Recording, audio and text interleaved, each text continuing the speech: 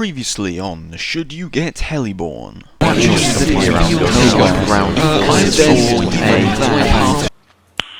Nice. And that should be you about up to date. Now, as I said in the last episode, we will this time be having a look at the multiplayer, which is arguably the bigger part of the game, and is the part that most people actually, buy the game for, and thus it only makes sense that I have a in-depth look at it as well. Now, it doesn't exactly take Sherlock Holmes to realise that I wasn't a particularly big fan of the single player. I mean, it was alright, what I would class as overall passable, but nothing I would want to pay £15 on, as of course this game costs just that much. Meaning that the multiplayer is going to have to make some serious ground if this game is going to end up with a recommendation. Especially for someone like me who strongly believes that if I have to pay for a game, then it better have a pretty good single player, because sometime along the line, the multiplayer will turn into a ghost town, and then suddenly you have a game that you've paid for,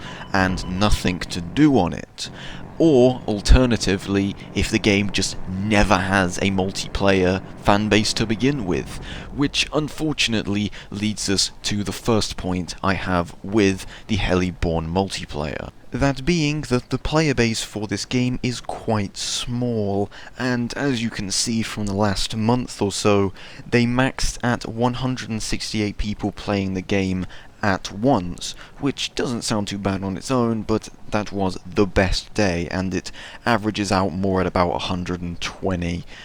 players at any one time on average, which again doesn't sound too bad, but then you also have to realize that this just includes people playing the game, not necessarily playing the multiplayer, and in fact I would be willing to say that only about half of these people were playing the multiplayer,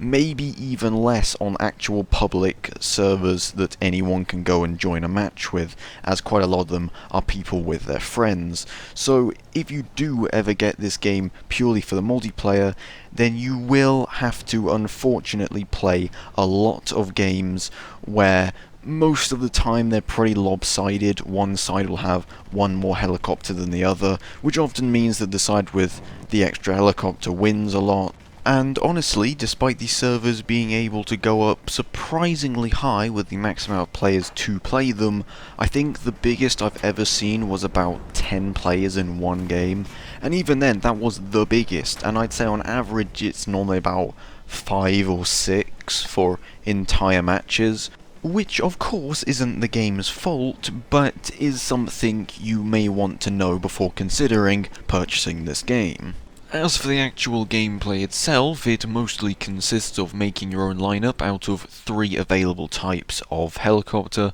that being Transport, Assault, and Scout, and then using said helicopter to its strengths and trying to win the match for your team by completing objectives during the mission. So from that definition, you're probably thinking to yourself that the gameplay for the multiplayer is pretty bland, generic, uninspired, and, well, pretty much the same as every other multiplayer ever. And although in principle they are the same,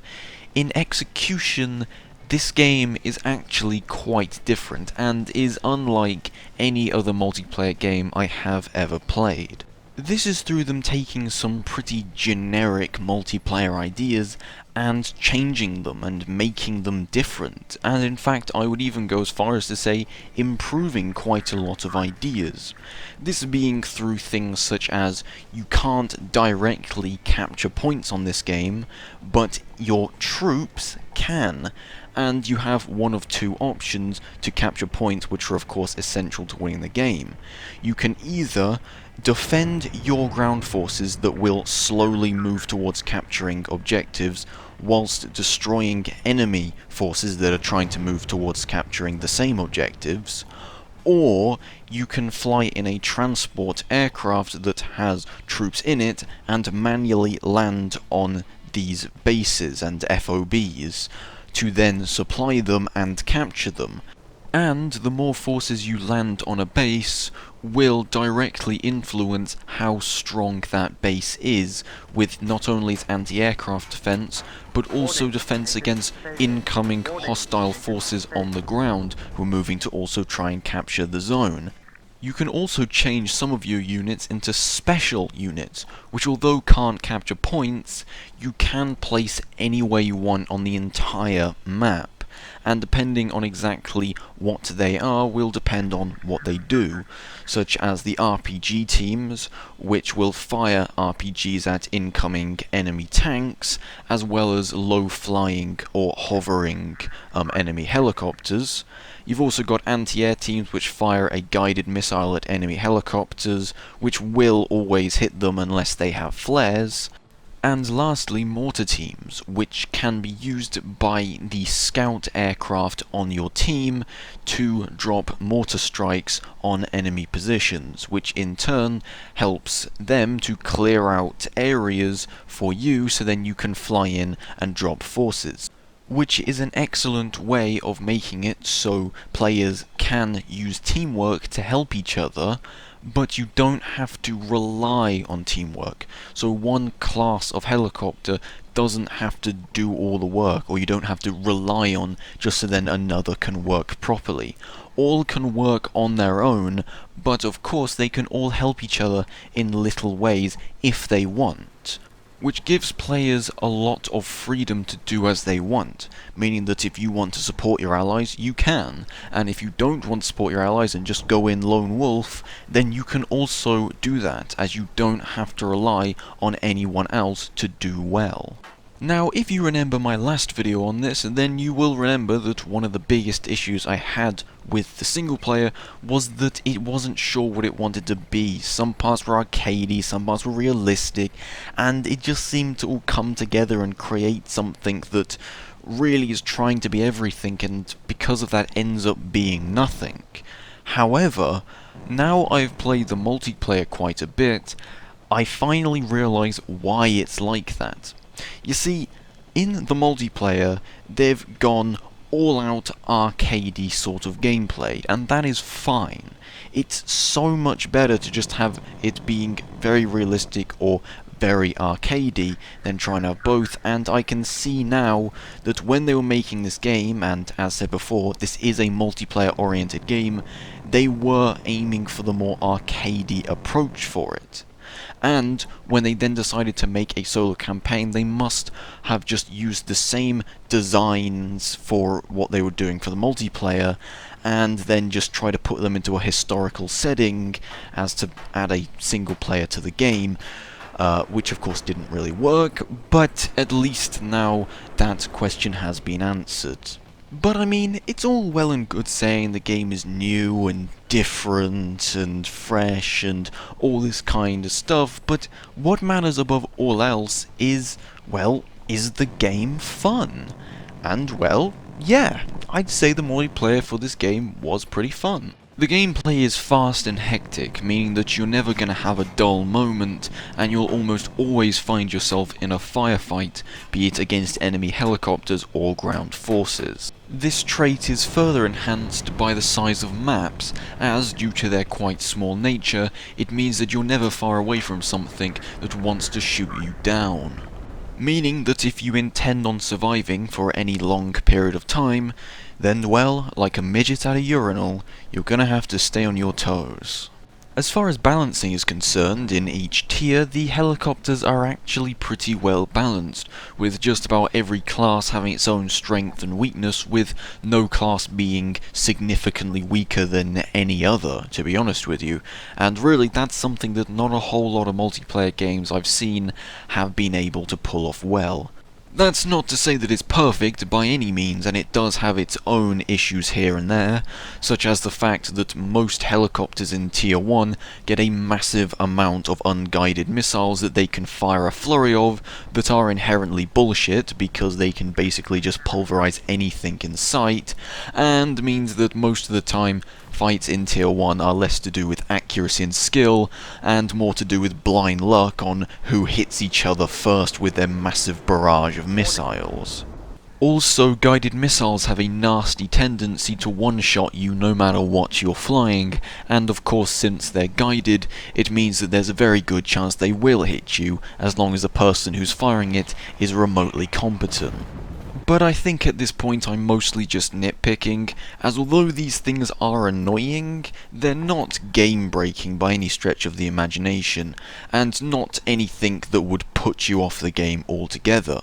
But one thing that did put me off the multiplayer quite a bit was how repetitive it felt, as unfortunately you only get one map per tier of helicopter, meaning that there's 6 maps in the game total. I mean there may be more, but I couldn't find any, and since I never made it past tier 2, I never played more than 2 maps. And considering you can only play one map per tier, it means that you'll play the same map over and over and over again, and that does have a tendency of getting pretty boring pretty quickly. Variety is the spice of life, as the old saying goes, and Heliborne is no exception. I mean, I can understand what they're trying to do. They're trying to make it so the tier of helicopter you're flying is always flying on maps that are around its time period. So for the first couple of maps for the first 2 tiers of helicopter, they're all Vietnam-y kind of maps for helicopters that were used during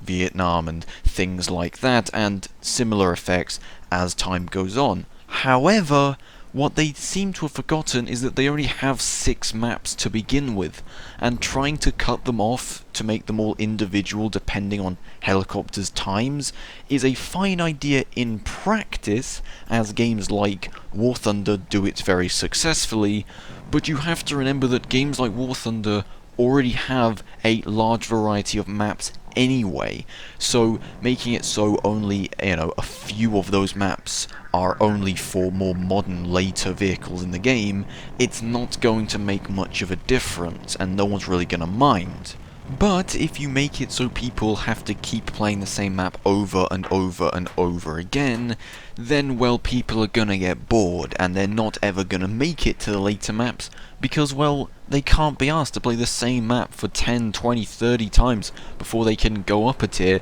just to then play that map 10, 20, 30 times. Which only really leaves one other thing to talk about, that being that there is actually a second multiplayer mode, this being called Co-op, and it's basically just the PvP game mode, but there's no enemy helicopters to fight, and you essentially just get random objectives you have to complete within a certain amount of time. So basically it's just a combination of the single player and PvP multiplayer. And overall, that's about it, really. There's not a whole lot to talk about. I mean, I personally played it, and felt it to be pretty boring and uninspired, but I guess if you've got some friends to play it with, then it could be fun. But as no one actually owns this game, and it's pretty unknown all things considered, I don't exactly have any friends to play it with, so I don't know. I don't need friends. They disappoint me.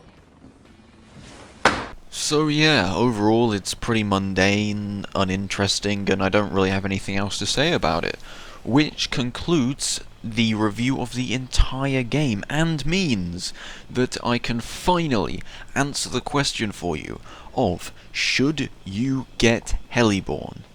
And after a long time of being on the fence about it and not entirely sure,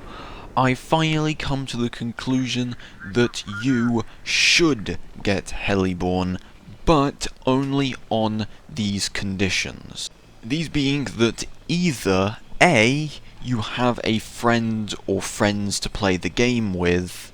or B, it's on sale and you're kind of interested in the whole Vietnam to modern day kind of helicopter stuff, and you like that kind of thing, and you think that you could get some fun out of the game, then if it's on sale, I say go for it. But other than them two, I'd say you could quite easily skip this game, and you wouldn't be missing out on too much. So, I guess that's all I have today for today's video. I thank you all very much for watching. This has been quite a long video, and a two-parter as well, so if you like what you saw, do make sure to like, comment, and subscribe. I do enjoy making these types of videos much more than my regular stuff, so if you want to help support me and the channel, I do have a Patreon that's always available, and any money at all is always massively appreciated. It all goes towards helping the channel and helping it improve, as well as me also having a Discord and Twitter and email, of which you can contact any you want for whatever reasons you want, and I'll try to get back to you if at all possible. So until next time, I say I thank you very much for watching, and I'll see you then.